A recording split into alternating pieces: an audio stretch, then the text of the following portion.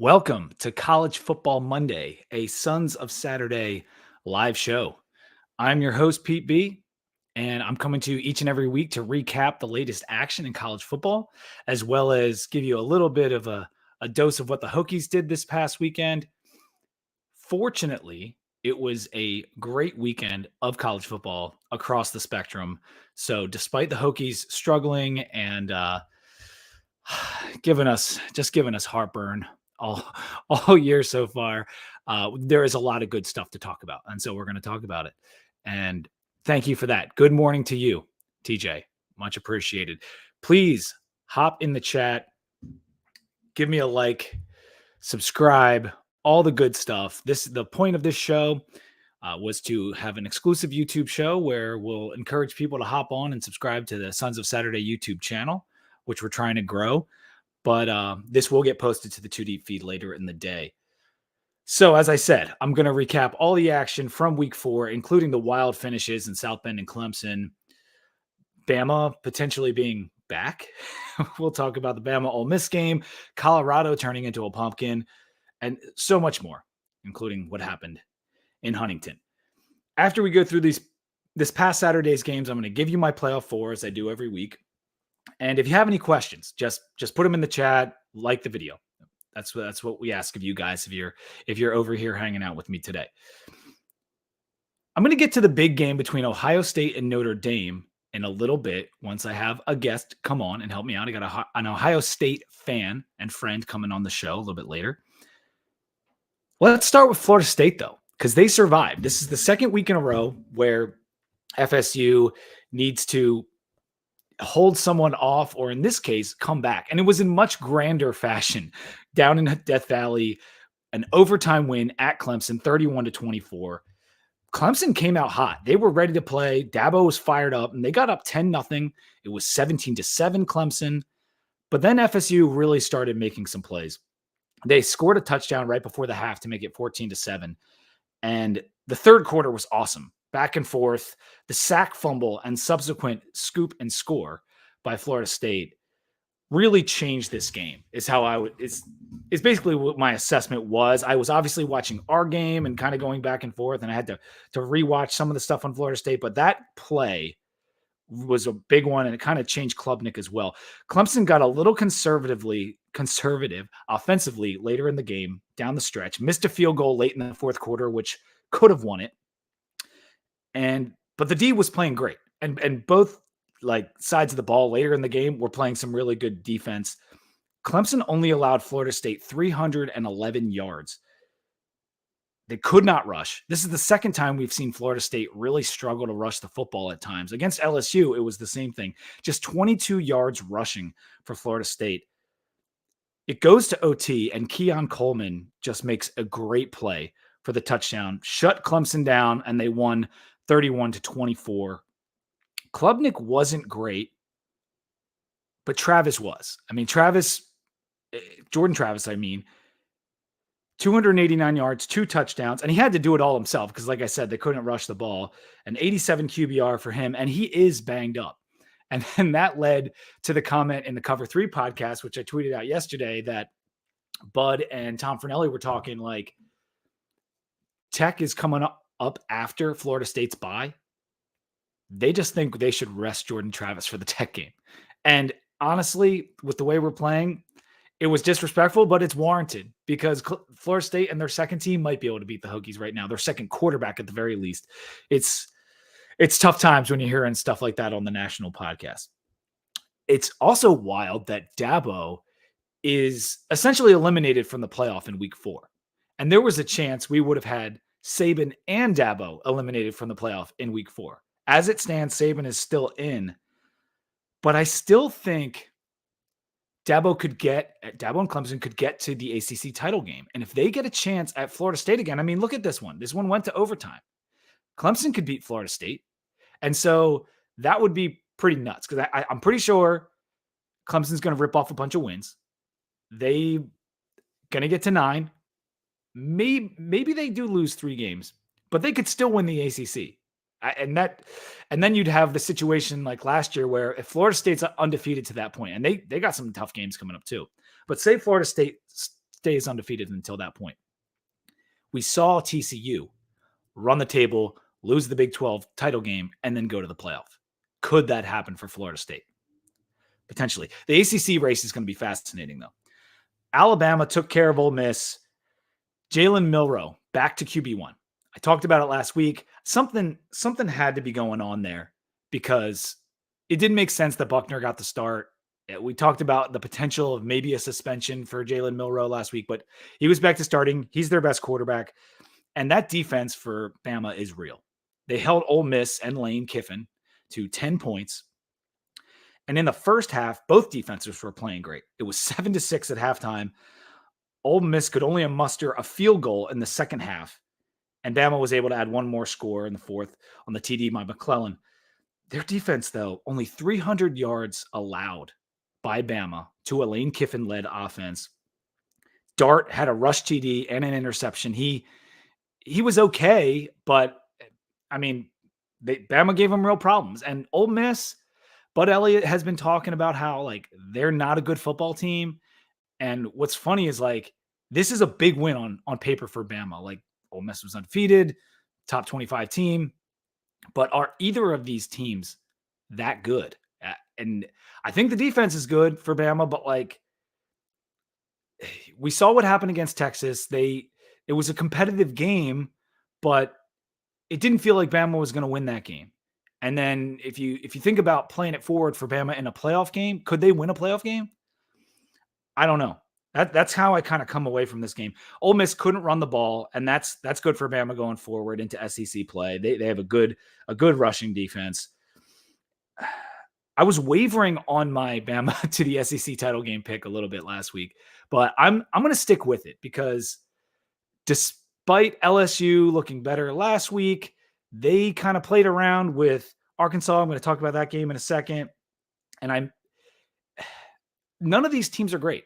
And so the best unit is Bama's D, I think. And I know Jaden Daniels plays well at times, but I'm going to stick with Bama as my SEC West champ pick. I still think they're going to come out of the West. But I don't think there's a great team in that West this year. I really don't. Colorado's Cinderella run is over. Oregon just came out and smacked them 35-0 at halftime, 42-6 final. So in the second half, Oregon, I would have expected a little bit more from Oregon in the second half, but the game was over. The Ducks were pushing them all over the place. And it wasn't really competitive. 39 yards. Wait, 39 yards through 40 minutes for the Buffs. Is that right?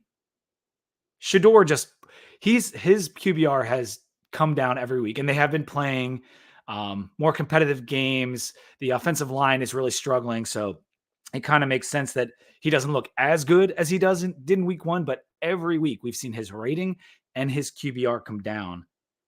And he was throwing for 358 yards, 350 plus yards in all the other games.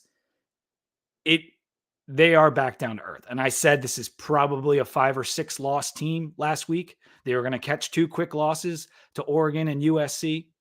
And this was what Colorado probably is, because their lines of scrimmage they're not up to snuff. That's just the way it is for them right now. I still think they can throw some punches against some of the very good teams in the Pac-12. They might even steal a win against one of those many top 25 teams. But this is what I expected to happen against a very good team for Colorado. And everyone was the money in terms of the bets across America was all over Colorado. And yeah, that 21-point spread was done in the first half. They got shut down. With the Pac-12 being the way it is and how many good teams there are, I'm going to give my playoff 4 a little bit later, and I'm thinking about putting a Pac-12 team in my playoff 4. But man, this conference is tough. I'll talk a little bit more about the Pac-12 in a second. Let's get to Penn State blanking Iowa. And this is a good precursor for when I bring on my guest and talk about the other Big Ten team that's a contender in Ohio State. But Penn State took Iowa down 31-0. It was the first shutout for Iowa in 23 years. This isn't good for Brian Ferentz's quest for a 325 this year, putting up a goose egg. 14 minutes of possession for Iowa. The stats coming out of this game on Iowa's offense are absolutely preposterous. 14 minutes of possession, just 33 plays. Penn State had 97 plays. In the last 5 years, no team has outplayed by a team by 60 plus plays at all. It's never happened once. So this is the first time in 5 years and maybe longer that a team had 60 more plays than the other team. 20 rushing yards on 17 attempts for Iowa. Drew Aller for Penn State, he was very good. Despite only having 166 yards, it was a bizarre day. He put up 4 touchdowns and 85 QBR on that stout defense. Penn State ran the ball. They did a really good job running the ball. 215 yards on 57 carries. So many carries. 57 carries in the game for Penn State. Iowa's got a hell of a punter, though. That's what I will say. 50 plus yards per punt for Iowa. But this was kind of a statement win for Penn State. I know I've talked about their schedule being a 2-game schedule, and Ohio State and Michigan basically coming down to 2-game schedules, especially for Ohio State after the Notre Dame game's over. But this beating Iowa like this, a team that's given Penn State problems, a team that generally has a good defense, this was a big win and provides a little bit more legitimacy to Penn State's Big Ten title hopes. And so we'll see about that. Penn State also gets Michigan at home, the other team that gives them a ton of problems. So that could be the difference this year, just getting that Michigan game at home. I don't think Penn State, it's going to be those 3 teams and that series of games is going to be so interesting how they split them up, who gets which games. Can't wait for that. Talk a little bit more about that with my guest. Before I get to him, LSU messed around with Arkansas. I talked about that just a little bit. That happens in this rivalry, so I'm not reading too much into it for LSU, but KJ Jefferson tore up that defense. That LSU defense has a few issues.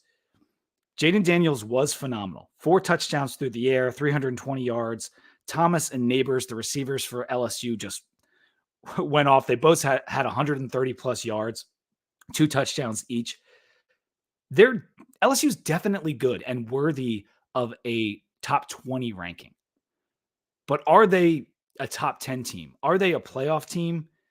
With the way that defense is playing, 101st in yards per play allowed for the LSU defense. That's not what we're used to. I know they've played a couple decent teams, and they had that Florida State team in week 1 who has a great offense, but 101st in yards per play at LSU, that's not going to get it done. And if you're talking about a Bama matchup with them and Bama not having a great quarterback, well, once you go up against a team giving up, like over 6 yards per play, that's good. That's a good matchup for Bama because they'll probably be able to shut Jaden Daniels down a little bit. Washington State got a huge win over Oregon State, 38-35, had a 35-14 lead going into the 4th, and they had to outlast a furious comeback by the Beavers. Beavers, notably, in one of my fraud teams segment last week. I don't think they're necessarily a bad team. I think this was a good game, and they valiantly fought back. 21 points in the 4th quarter by Oregon State, but Cam Ward, too good to overcome. 28 of 34, 404 yards, and 4 TDs for Cam Ward, the quarterback for Washington State, and 93 QBR. The wide receiver, Kyle Williams, 7 receptions for 174, 25 yards per catch for that kid. Big plays all over the field. DJU was fine. Oregon State ran the ball really well, though, and that helped them out. 242 yards rushing. A little bit of a reality check for the Beavers in this one. That UCLA-Utah game, I'm not going to talk about it long because that wasn't a good game. 14-7, Rice Eccles does it again. Utah gets a win at home. Just 7 points for Chip Kelly, and they didn't come until the 4th quarter. Both QBs were a bit trashy, is how I would analyze this one. Neither team hit 250 yards. Before I get to ACC notes and the other notable games, let me add my guest here. Greg, what's up, buddy? How you doing? Morning, Pete. I'm doing great. Good morning. Yeah, Victory Monday for you. I like the shirt. Victory Monday. Thank you. Came prepared. I want to talk about that big win because 17-14, not the prettiest of games, but kind of a classic slobber knocker of a football game, or reminded me of a classic Big Ten game, although one of these teams is independent. It felt like Big Ten football.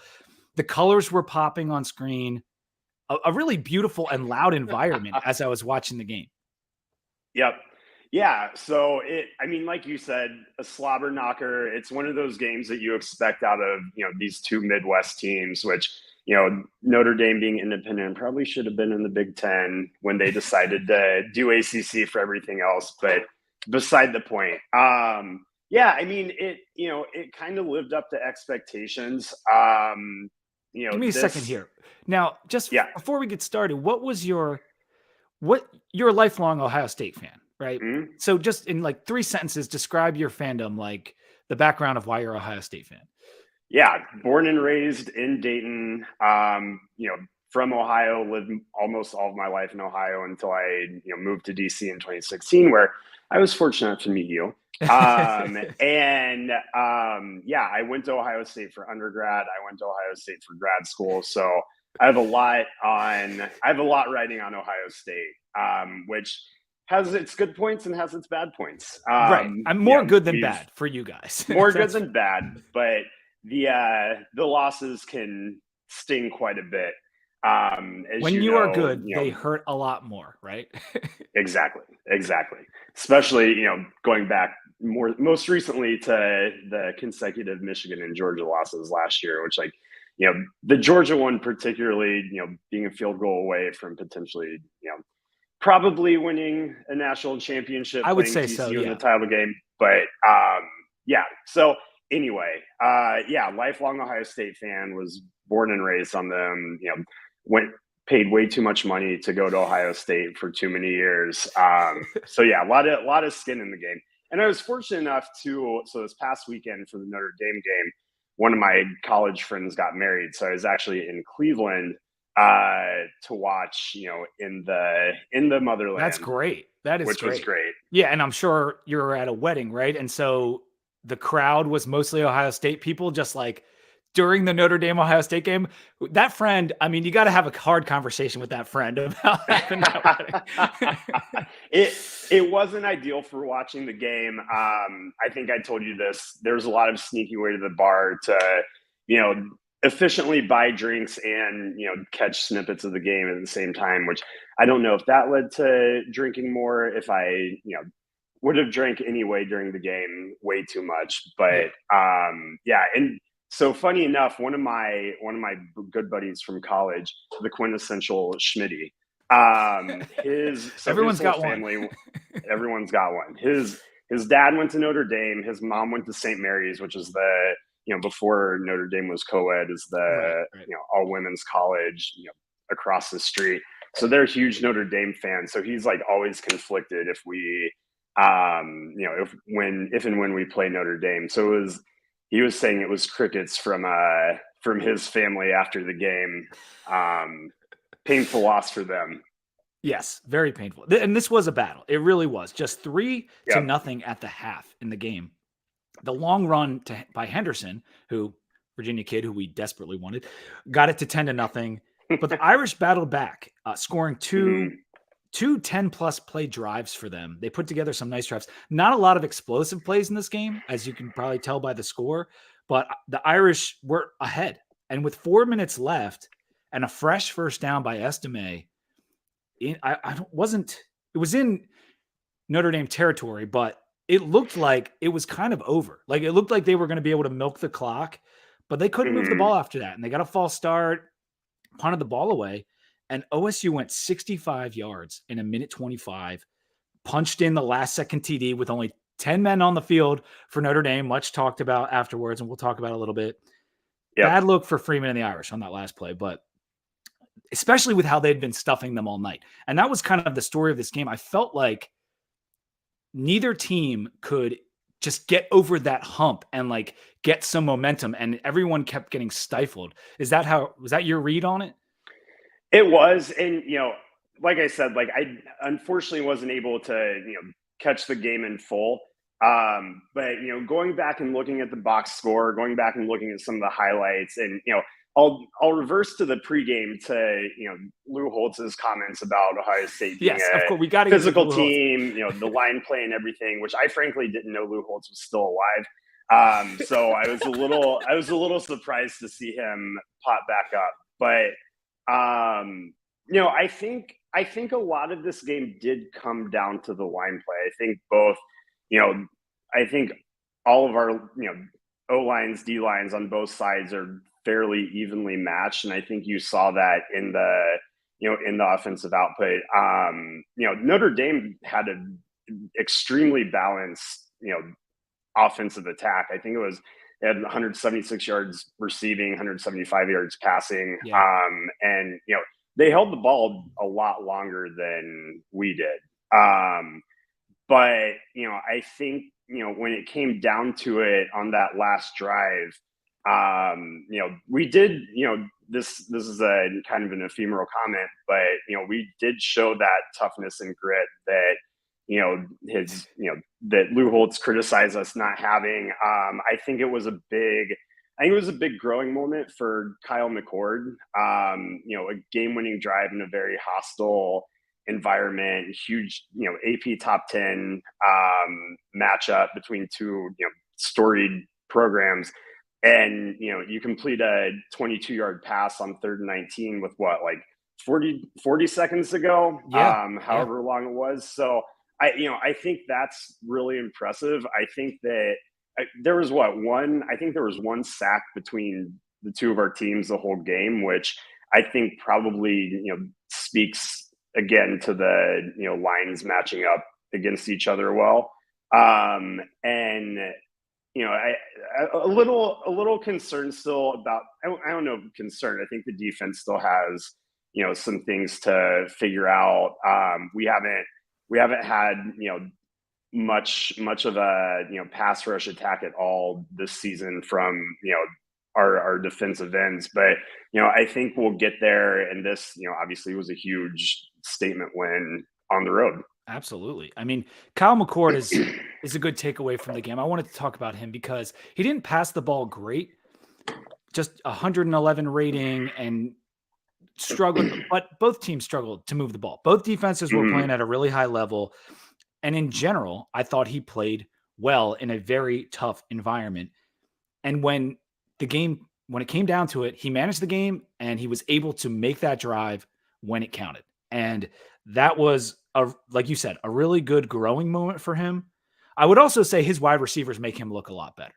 And there were a couple opportunities, like the catch by Marvin Harrison on the sideline that got overturned, the touchdown that was nearly caught by Ibuka. Like there was moments where Ohio State almost like took the next step and could have led to a much bigger win. But when we were on what, the Notre Dame 11 with like 4 minutes to go. So we had been driving, in the fourth quarter before that, before the touchdown with a second left. So they were moving the ball, but multiple like 3rd and 4th down stops, to your point. Like that was what was a big part of this game. And Ohio State was a little bit better on 3rd down. They converted, 1 out of 3 4th downs, and Notre Dame was over 2 on 4th downs. I mean, that's the margins of this game. And Ohio State, despite having basically the same amount of yards and not holding the ball for as long as Notre Dame, they were able to win the game on the very, very slim margins, the thinnest of margins. But I was impressed with your defense. Just 351 yards allowed to a Notre Dame offense that was kicking total ass through the first 4 games. What is the difference with the defense this year? Is it more leadership, a key guy standing out? Is it just better schematically, do you think? I think,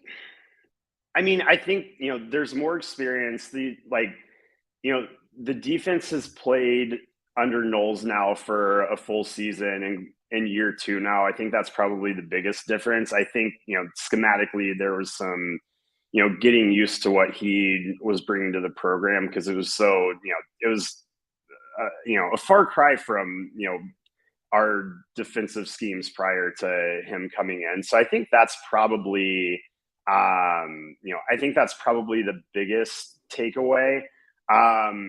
looking at looking at this game specifically, but kind of over the whole season, I think our corner play has been better, Yeah. much better than it was last year, Yeah. which isn't saying much. Pretty low bar there, but that's encouraging because, like, thinking back to last year, we got absolutely smoked by Michigan and Georgia on big plays, and even aside from those games, our corner play was mediocre at best for most of the season. I think looking ahead, I would love to see again, more of a pass rush, see Jack Sawyer and TJ Tumalu, get around the end a lot more often, and get more pressure on quarterbacks. But so far, I don't think we've given up more than 17 points in a game this year, which, 4 games in, that's, not But necessarily this a was a lot to say, good but mark. It really it was a was good mark. because And look at Notre Dame. You have Sam Hartman at quarterback now. So it's not like this is a pushover offense by any means. no. I mean, this was a really good test for them, and they passed with flying colors. Because you're right, last year the explosives were all over the place, and I would have expected a little bit more from Notre Dame, and Ohio State was able to shut it down. I think Yep. the weapons from Notre Dame, the skill talent outside of Estime, their deficiencies showed up in this game because Yep. Greathouse is a freshman and he's their best wide receiver. And that's a problem for Notre Dame. And that's why I included them in my fraud teams last week. I felt like they were going into a tough stretch of games and they could have won this game. And it was very evenly matched. So I'm Totally. not trying to knock them too much, but when you talk about elite teams and what you need to get to the playoff and win a playoff game, you need better skills than on the outside. And Yep. if Hartman was playing with Miles Boykin and Chase Claypool and Michael Mayer, they would have a legitimate chance for a national championship, but they don't Yep. have those this year. Yeah. And I know, Well, and then, so yeah, and then look at us. Like, you have, McCord is in, this was his 4th, start as Ohio State's quarterback. But you made this point earlier. You look at our skilled players like Henderson, Harrison Jr., one of the best wide receivers who's, come through college football in the last few years. You have Egbuka as a, safety valve, not even a safety valve. He's an awesome player, but, he's like, electric. Yeah. if you have guys like, putting all their focus on shutting down Harrison, you have, this other stud, on the other side of the field to throw to. And, that makes a huge difference when you need, when you're looking for options to run plays, and you have those skill players to go to. I totally agree. And some of those in a game like this where it is so tight, you need a guy to break a tackle, make a play, make a catch. And Ohio State just Yeah. got that a little bit more done. And I know you're heavily biased for this next question, but do you think like the better team won this game? Like if they played it 10 times on a neutral field, do you think Ohio State comes away with it more? Because I have a hard time like walking away because of the way Notre Dame, like really, they should have won the game. Like I feel like they really should have won the game. They should have been able to stop McCord on that last drive, and that's a credit to McCord. But I wonder about Ohio State's like long term like viability as a playoff contender because unlike Alabama and Ole Miss, I did come away thinking both teams are very good, but I'm not sure either of these teams can win a playoff game. Yeah, that's a tough question, putting me on the spot, being the Ohio State homer that I am. Right. I think that I'm not going to say that, play this game 10 times, Ohio State's going to come away with it every single time. I think if you're on a neutral field, we do, win more than we lose. I think that, being at Notre Dame was a factor in, it being as close as it was. And again, I think that, I think there were some execution issues for, again, that drive late in the 4th quarter before the game winner where, we got down to the Notre Dame 11 and, couldn't run a play to gain a yard on 3 and 1 or 3rd and 1. I think I do have some concerns, moving forward. I know you I heard you mention this when I was waiting to come on. The Penn State game looms large, the Michigan game looms large, especially especially the way that Penn State looked, this past Saturday against Iowa. Michigan, vomit in my mouth saying this, but has had our number for the past 2 seasons. Mm-hmm. And the game's at Michigan That's this year, just correct? what it is. It's at Michigan. We have Penn State at home on my birthday, which will be fun. Listen, like that game, it's a tough read on it right now. Like it really is, because this was a big win, and it's better than anything Penn State's done so far. Now, the Iowa game, you might have an argument like 31-0 against Iowa might be as good as a 3-point win against Notre Dame, but I just think Notre Dame is in a different class than Iowa for sure. And Penn State was at home. Yeah. So that 3-team race in the Big Ten East is just going to be crazy. And those 4 Saturdays or whatever it is are going to be really, really fun football to watch. I'm still, and I know I upset you early in the year, I picked Michigan as my playoff team. I've had them in there every week. And I was really I've been debating on what I want to do with my playoff 4, especially with Penn State looking good, Ohio State getting that win, and Michigan without their head coach through the first 3 games. He was back, and I had that wrong. I thought he had a 4-game suspension, but he was back this past week. Yeah. And they looked good against, they looked good against a Rutgers team who did beat Virginia Tech, but that's not saying a whole lot right now. That Rutgers, what they do played right into what Michigan does well. And that's just beat you up and smack you around in the run game. And Michigan was able to easily beat them. But I don't think that's a measure of how good Michigan is. Michigan hasn't looked great. Their FPI is 14. Ohio State's number 1 in the FPI for what that's worth. And so that's pretty damn good to be number 1 in any of those metrics. So right now, I mean, Ohio State's played better than Michigan so far. And so we'll see if they can get over that hump this year. Yeah, I obviously hope that that's the case. And I think if we don't, I think that, I don't think that hot seat's the right word for, Ryan Day, but I think there are going to be a lot of John Cooper comparisons. If we lose three straight to Michigan and they end up, winning the Big Ten outright, 3 seasons in a row. One of my buddies who I went to Ohio State with made, a point recently that, he's come in and, I think he looks at the program more, A, to win national titles and not to beat Michigan, and B, very much more as a, pipeline for the NFL. Like you look at these skill players who've come in, particularly receivers. You look at, the dude's a quarterback whisperer. Look at the guys that he's, developed. CJ Stroud most recently, who's, already starting this year. So I think, I don't know. I think there's a little less fire on his end when it comes to the Michigan game than, Urban, for instance, who absolutely, say what you will about him, but he, dominated that series, which was awesome. I think we're finally getting to the point that we, thought was coming when Harbaugh got hired, where it's like you have these, and it took a couple years, but you have these just titan programs just going up against each other. You're going to have top 5, matchups every single year, which is, honestly, from a rivalry perspective, what you want. Like, I loved stomping Michigan for, most of the last 2 decades, but at some point that doesn't it loses a little bit of the edge and the fun. The way it's gone the last 2 years. Sorry, I didn't mean to interrupt you, but the way it's gone the last 2 years, it adds to the lore, to the fun, because for a while there, it just felt like Michigan didn't have a chance.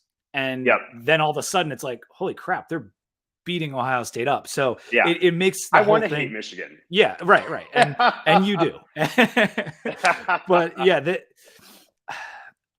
this year's really cool in college football because all of the Titan programs, as you said, there isn't really a true elite program. Even Georgia, who has been dominant and undefeated and all this good stuff, they don't look flawless. Like they look Yep. beatable this year, and they won't even be tested through most of the regular season. So we're not even going to really find out about Georgia until the end. Ohio State, Michigan, Penn State, Texas, those teams are going to be tested. Florida State, Yep. I mean, Florida State's already had 2 huge tests. So I'm fascinated to see how this year plays out. But congrats on the win. I did think Notre Dame looked awesome in the green uniforms, but is it me or do they lose way more often in those uniforms over the past 20 years? I know for a while they had like a great record in the green uniforms from like the 50s on, but I think since like the Quinn years, they've lost in those. I would stop playing in those things. They do look awesome. They look, I was seeing that like when I think the night before when they, showed that they were going to be playing in the greens, I was like, I hate to say it, those look great. Yeah. But I mean, to take a dig at Notre Dame, for a while they just lost more often than not anyway. So yeah, that's probably the case. That's fair enough. And one last note with regard to Ohio State's schedule. They do have to face Wisconsin on the road, right? And that's fickle now.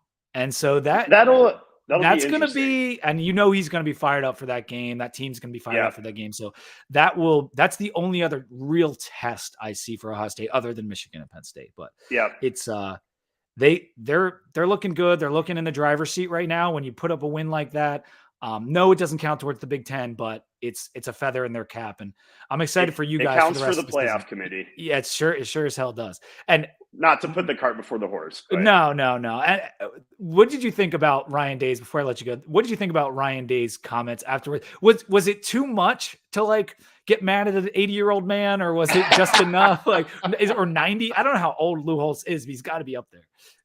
I don't either. Again, I didn't realize he was still alive, so he's old. But no, I don't know. I loved it. Because that's not the first time he's, been, passionate like that. I love, regardless of, who made those comments, like I loved seeing it. I love seeing that passion, and like, it shows to me that, you care about the guys on your team. You're fighting for these guys. This is our team. Don't shit on us. And he feels the pressure too, right? Like that's what it shows me. It's like he's under pressure. That I'm glad you said that, because that, seeing him, that was my first and like most prominent thought. Not only like it was what he said, he like listed off like, Lou Holtz like listed off like all of these games that we quote unquote lost because we're too soft. But like Ryan Day specifically like targeted out like the second half of either our Michigan game last year or the year before. I was like, that's on your mind.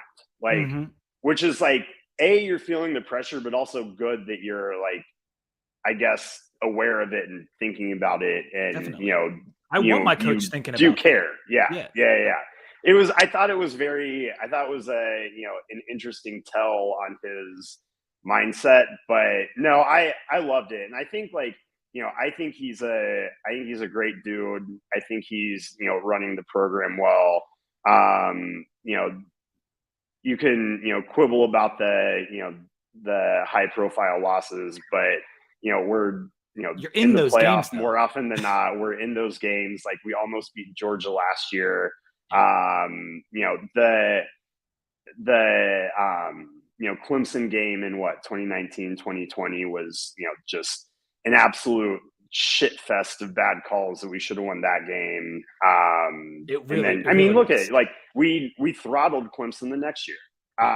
So, I think the lack of big game success is a little inflated, but, or that perception anyway. But yeah, I loved it. I thought that Marcus Freeman's comments were interesting about the, only having 10 guys on the field for that last play, thinking they're going to get that. I'm glad you brought that up before we cut it off, because I've been critical. Not critical is not the right word. I've been questioning of Marcus Freeman, because when he got to Notre Dame, he started recruiting really well. He got all this hype, and he's like younger than me. He's probably about your age, maybe younger than you. And He's He's your inexperienced. age, I think. Oh yeah. Okay. Well, he's sub 40 and Yeah. he's a young coach learning on the job, and to give him all this credit, like, oh, he's going to level them up over Brian Kelly. It's like, no, he is not. Like, Brian Kelly took that team to a national title and a playoff. He's an excellent coach. And if you can match that, you have done incredible, because there's only been one Yep. coach that's done that well at Notre Dame in the past 35 years, and it's Brian Kelly. It's hard Yep. to win at Notre Dame with academic standards and the modern college football and all the rest. Yep. And so I've had questions about Marcus Freeman and his ability to match that level, because that's what he was being talked about as. And that he's still playing with Brian Kelly's players, right. aside from the transfer portal guys, and yeah. And he's going to get good recruits. He's gotten good recruits, but like, I need to see him. Like, that's a bad look. That last play, not having 10 men on the field and then saying, well, we didn't want to get a penalty. You're on that 1 yard line. Like, take the penalty and get the guy in there. Well, and his reasoning was, we didn't want to lose, half the distance of the goal. But to your point, it's like, you're on the 1 yard, you're on the 1 yard line. Like, there's not much to go. And but, mistakes happen. He's not the only one getting those guys on the field. And so like, mistakes happen, but it's just a bad look. And I mean, to his credit, like, when Trainum plunged in, it was very, very, very close. It was super close. And they had stopped them multiple times throughout the game. So I'm not hammering him on that one thing. It just stands out. And you can put it on a short list of things that have happened. Losing at home to Marshall last year, like that, things that have happened that I was like, okay, he's good. And I think he's going to win a lot of games, but like, is he national championship good? And it might take 3, 4, 5 years, as much as Notre Dame fans don't want to hear it, to figure that out. But anyway, he could be, but I don't think he is right now. I saw on Twitter yesterday that somebody said that the 11th man on the field was Manti Te'o's girlfriend, which I completely forgot about that whole thing. Yeah, it's like, oh man, what a good callback. Well, you really that's a nice pull there. But I saw a clip today on Twitter. It was a meme of home of the 11th man. It was the Texas A&M Stadium, like, painted green, and it said home of the 11th man. And I just like died laughing at that. I thought that was very clever and great. But anyway, awesome. Greg, thank you so much for coming on. I kept you longer than I should have. But I could go another hour. This is a blast. But yeah, dude, congrats on the win. We'll see how Ohio State does. And hey, man, if they get a big win over Michigan, I might have to have you back on the show again. I would love to, and I will be elated. Yes, absolutely. All right, bud. Yeah, thanks for having me. This was awesome. And I'm looking forward to coming down to Blacksburg for the NC State game. That's right. It's been 2 years. Yeah, you came down for Notre Dame. Speaking of Notre Dame, you came down for a Notre Dame game a couple years back with us, and we're going to do it again for NC State. We got someone's 40th birthday. We got like 40 people coming down. It's going to be awesome. No matter what happens in the game. I got spoiled the last time I was there, though, with the or no, that wasn't the last time, but with the 6 overtime North Carolina game. Yeah, you did attend that. That was epic. Yeah, that's awesome. Anyway, bud, I will talk to you soon. Have a good day. Enjoy your week. Oh, Greg, great guy, good friend from DC, and passionate Ohio State fan. Had some good perspective on the game and on the team. Thank you, Greg, for coming on. Let me get to these ACC notes before I get to Virginia Tech. Louisville beat BC 56-28. Jack Plummer had an awesome day. 388 yards, 6 total touchdowns, 0 picks, 18.5 yards per attempt for Jack Plummer. A name, can't talk, that most ACC fans probably aren't very familiar with, because he was at Purdue and then he was at Cal. Well, all of a sudden he looks like a pretty nasty quarterback. Now, BC still managed to score 28 points on Louisville, but it was a pretty dominating win. Huggins Bruce went off. Jawar Jordan had 3 total TDs and 200 yards from scrimmage for Louisville. That's going to be a hard game for Virginia Tech when we go out there. UNC dispatched Pitt pretty easily, 41-24. Drake May was very efficient. 296 yards, 3 total TDs, 2 of them rushing, a 94.2 QBR. Jerk wasn't good again for Pitt. And they actually put in Christian Valu, who also wasn't good. Valu threw 2 interceptions in his 18 attempts. and had a fumble as well. Pitt had 9 tackles for loss. That's a little scary going into our game next week against Pitt, but they do not have a quarterback.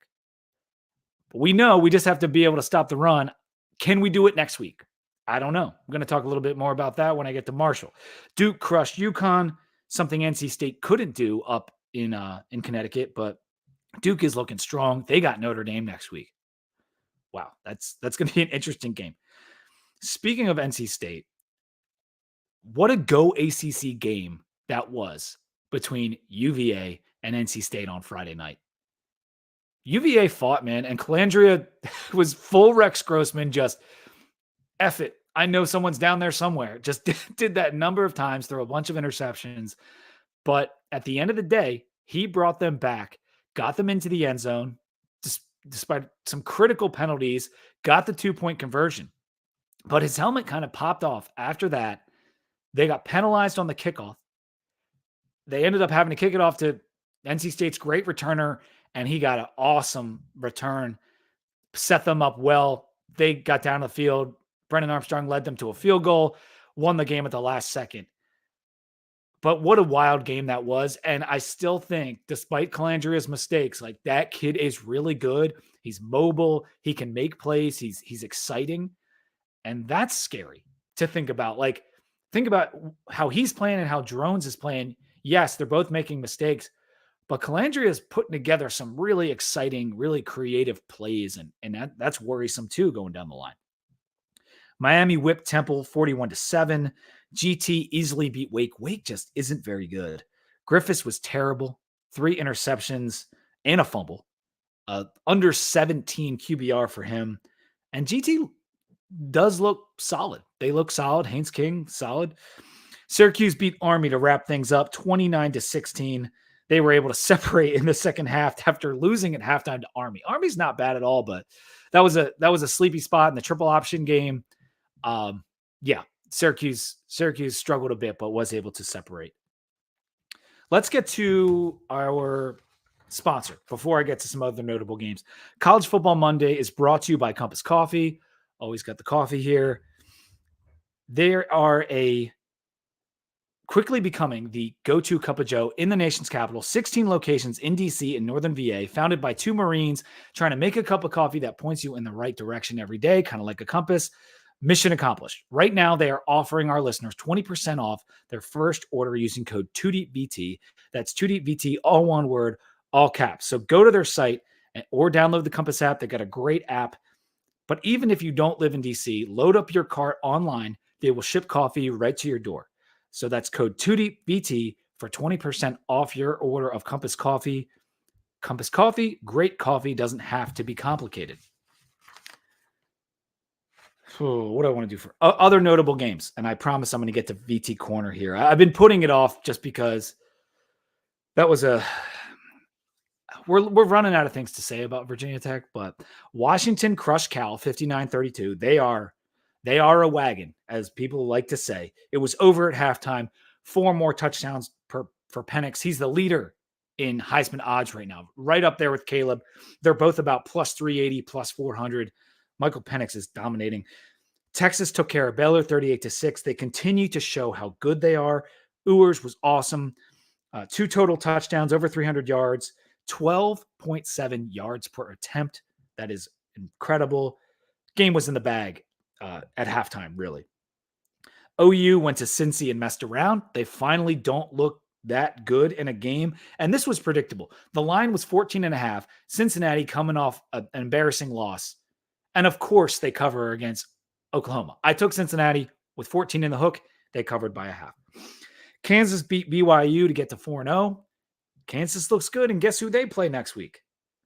Texas, a team that Kansas has been the thorn in the side of. So I want to see how Texas plays in that game. And if they prove to me again that they can beat a team, another decent team by a touchdown or 2, I'm going to feel more and more confident in having them in my playoff, in having them high up in my playoff. And I'm going to get to my playoff 4 shortly. TCU beat SMU 34-17 to take home the Iron Skillet.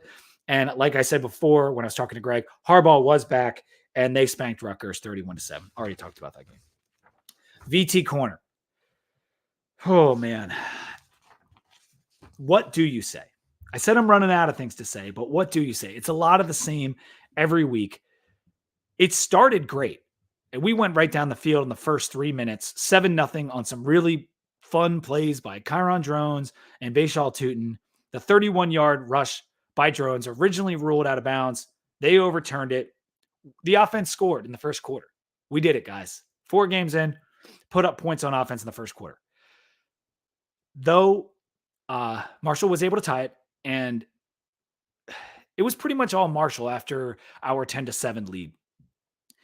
It got to 24-10 Marshall before we finally put a drive together in the fourth. Drones ran in another TD to cut it to 7. And we did have a chance at the end. Despite all the negativity, we did have a chance at the end in Marshall territory with a fresh set of downs. It eventually turned into a 4th and 1, but then false start, 4th and 6, and incomplete pass to Lane, ball game. The story of the game was the same, though. Offense went cold. Defense failed to stop the run again. Rasheen Ali went off. Same thing we've seen. Not enough from the O. And a defense that plays well for about a half and then implodes. What really irked me in this game was that Tutin had about 82 yards on 4 carries at halftime. For the game, he ended up with 9 carries. Drones, if you take out his sacks, had 11 carries. And he had a ton of rushing yards. So between our 2 best players and our 2 best rushers, in a game we were running the ball well, we had 20 carries. That is not enough. 35 pass attempts for Kyron Drones in his second start ever on the road. That's too many. Too few rushes, too many passes. I mean, it is that simple. The fact that we went away from the rush on a day when Tutin was looking strong. I know he had some 1-yard gains or whatever, but like that's what this offense is. Give Tutin the ball, smash, smash, smash. He'll break one. That's what happened, and that's what would have continued to happen if you feed him the ball. I'm fairly confident. So that was a failure. 1 week after I give Bowen just the slightest bit of praise for his schematics. This is what he puts out there. 35 pass attempts for a more or less running quarterback on a day when he's not passing the ball well in his second start. 35 pass attempts. That's what irked me in this game. 2 of 13 on third down killed us. 5.3 yards per play. Not going to get it done. Another fumble by Drones in our own territory. So I will fault Drones a little for that. It's 2 straight weeks in a row. He had a fumble in our own territory, led to a field goal from Marshall. We had 2 interceptions, couldn't capitalize on either one. Our coaches, and this is really the big takeaway for me the last 2 weeks, our coaches they're failing these kids. So many of our players look lost out there. If it happens a couple times during a game where guys look lost, that's fine. That's one thing. But our guys look lost so often, particularly on O-line and linebacker. And those are really the most key positions for us right now. Kelly Lawson put up the tackle numbers again. And there were some guys making plays. Payne comes to mind. But we just look lost so much. And that is a coaching problem. Chris Marv is our defensive coordinator. He's also the linebackers coach. Why are these guys in the wrong position with the missing assignments and all this stuff? The offensive line, the clips keep coming up on Twitter every week, and it's just like, oh my gosh, there's guys blocking no one. There's guys blocking our own guys. Like it's just such a mess at those 2 positions. And the offensive line, I'm going to give a little bit more leeway because they're younger and they're on their 3rd O-line coach in 3 years. But Chris Marv played linebacker. He's Pry's guy. Pry is a linebackers guy. And they, other than Kelly Lawson, and even he didn't have a perfect game, they look lost. And it's so frustrating when you think of what the lunch pail defense used to be. These are also not good teams we're losing to. And I don't want to be too doom and gloom, and that's why I was putting this segment off for so long. Purdue and Marshall, Rutgers, these aren't good teams. They're not great teams by any means. And you could say, oh, well, Purdue game, 1-score loss. Marshall game, 1-score loss. We had a chance at the end. But were these games really that close to you? Were they real? Think about, were our chances of winning really realistic when it came down to the second half? I'm going to say no. I'll respect the fact that the guys fought and it was a 1-score game. I do respect that. And when you look at it back on paper, it's like, a couple plays here or there. And that's what Price says in the postgame. Play here, play there, complimentary football. It's not that close. These games have not been that close as 7-point margin. And so I'm frustrated. The fans are frustrated. My one buddy, Brian, who I had on my Friends from College episode, he's like, our fans are freaking out online. And so me and him kind of have this back and forth. I'm like, well, we do look bad, dude. It's kind of ugly out there. And he's like, I expected this. He's like, I didn't expect to win more than 3-4 games. And so and maybe we all should have been more prepared for how ugly it could look. But I expected to see progress from last year. And in a lot of the positions, I'm seeing regression. And that is why it's troubling. Like, the offensive line is absolutely positively worse than last year. And last year it was terrible. And that's so frustrating. The linebackers without Dax are a shell of what they were last year. And the other issue, and this is the only like maybe saving grace I'll say, is that can we play a more pass heavy team for the love of God? Because these last two teams are playing into what we are just absolutely not doing well at all. Like, I want to play an air raid team just so we can see if the defense is better against a mostly passing team. And I will say, like, Purdue, they're trying to be more air raid, and Maccabee went nuts on us. So we did kind of play one. And Pitt, oh my gosh, think about the last two teams you played and think about Pitt. Pitt can't throw.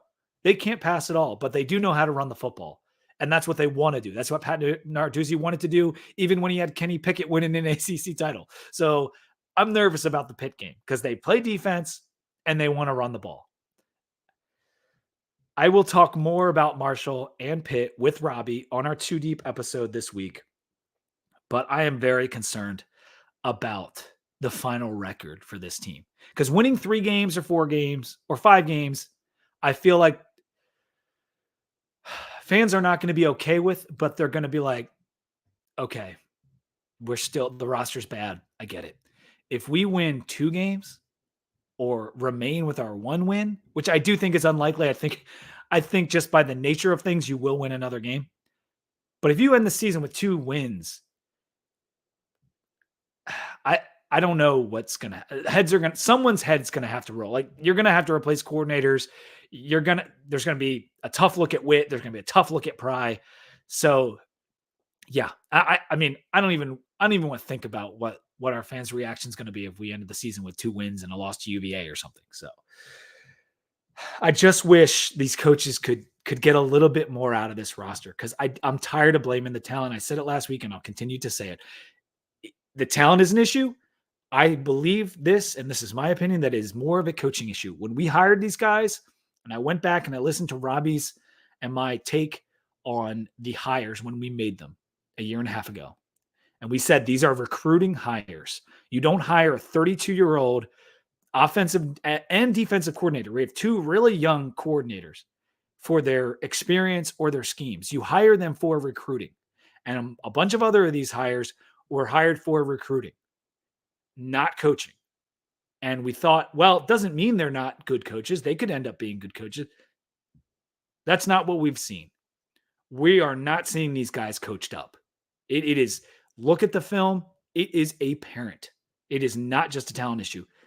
These coaches are failing these kids to a point. And it's always a combination of both, but I believe this to be more of a coaching issue at this point, and we should be better. All right, that's enough of that. Let's move to the AP poll. Let me add this to the screen. A couple Pac-12 teams dropped out this week because of the matchups. Just 6 Pac-12 teams in there. Still a lot of teams. We had, Missouri, Kansas, and Fresno hopping into the rankings right there at the bottom. And we had Colorado, UCLA, and Iowa dropping out. And I think Bud Elliott said, like, I don't expect Colorado to get back into those rankings because they're probably taking another loss here soon and probably will add several more to the list. I was disappointed in UCLA because I thought they would be able to cover and maybe even win that game at Rice Eccles with a new, the DTR is not there anymore. That offense looked bad playing against Utah the other day. And Utah also has the 7th hardest schedule left in the country. A lot of those Pac-12 teams do because they play so many other good teams. I think Utah is going to take some losses here. USC has the hardest schedule in the country, according to FPI. I think they take a loss or two. What were they doing with Arizona State this past weekend? What were they doing? That defense is an issue. I said it was an issue after week 1, and it continues to look like an issue. USC is not going undefeated through this regular season. They got a real tough stretch of games coming up. You see the SEC pops up with, 7 teams now? So they have the most teams in the top 25, typical. Missouri, because of that win over Kansas State 2 weeks ago and continuing to play well, they get in the rankings. Florida's still in the rankings. It's still behind Tennessee. Okay, whatever. We'll just go with it. It's weird because Utah continues to look good. That's Florida's only loss. They beat Tennessee and they're still behind them. Whatever. Again, a situation where the pollsters got it wrong, but that's the AP poll for now. Not too much commentary on that. And of course, my playoff 4, it has changed. Not the teams, but the order. Texas is my new number 1 for the playoff 4. I think they just continue to look solid. Of all the teams at the top, I think they have the best win, and they've played consistent, the most consistent. Michigan stays at number 2. I had Georgia number 1 last week. Georgia drops to 3 for me. I still think they go undefeated through the regular season. I think they beat Bama in the title game. But if Texas goes undefeated, I think their strength of schedule keeps them higher. If Michigan goes undefeated, I think their strength of schedule keeps them higher. I know it's crazy in the SEC to say that, but Georgia's schedule is just that weak. So this is basically counting on Texas and Michigan both going undefeated and Georgia maybe catching a loss and then beating Bama in the title game. Florida State, they look susceptible to a loss. I had to drop them to 4, but ultimately, I still think even if they catch a loss, they beat Clemson. Clemson could win the game, but I'm still going to take them to beat Clemson on a neutral field in the ACC title. And so that is my playoff 4 right now. I got Texas number 1, Michigan number 2, Georgia number 3, and Florida State number 4. Again, I considered putting Oregon into my playoff 4. I considered putting Washington into my playoff 4. They are the next 2. Penn State even. But that would require like a Michigan swap out. So I just think that Pac-12 is going to beat up on each other so much. I can't do it. I can't do it right now. And there's a chance Florida State goes undefeated. And if they're going to go undefeated and these other 3 teams are going to go undefeated, unlikely. However, if they do, one of those Pac-12 teams is going to have a loss and they're not going to get in. And that's my read on it right now. So that is my playoff 4. Week 5 games.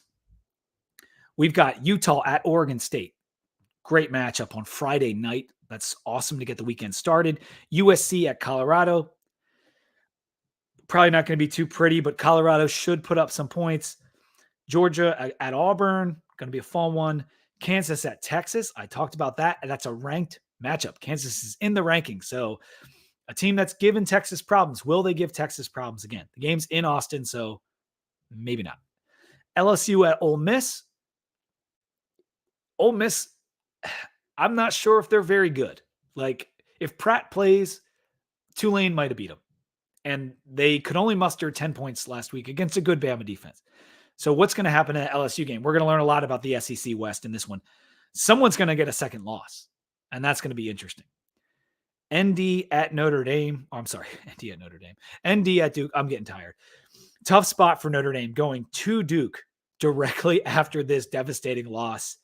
They could lose that one too, man. I'm telling you, this stretch of games for Notre Dame is really tough. That's why I added them to my fraud teams. Duke is playing really well. Not against great competition, but they're playing really well. And then there are 5 ranked teams on a bye. So a few less great games, great matchups than last week. This past weekend was a great slate of games. So those are these upcoming week's games. I'm looking forward to them. I will talk more about the Pitt game. It's a sellout. How interested are our fans going to be there? I don't know. I don't know how the stands are going to look after what we've seen. A 1-3 start for the team. Just it stinks, man, because all those games are winnable. This Pitt game is winnable. None of these teams are very good. I mean, Pitt's not a good team this year. They're not a good team. But what can you say about us, right? Please, Hokies, let's get a win. Let's get back on track. Let's go 1-0 in ACC play next weekend. We'll talk more about it in a couple days. Thanks for joining me if you hopped in. Much appreciated. Go Hokies.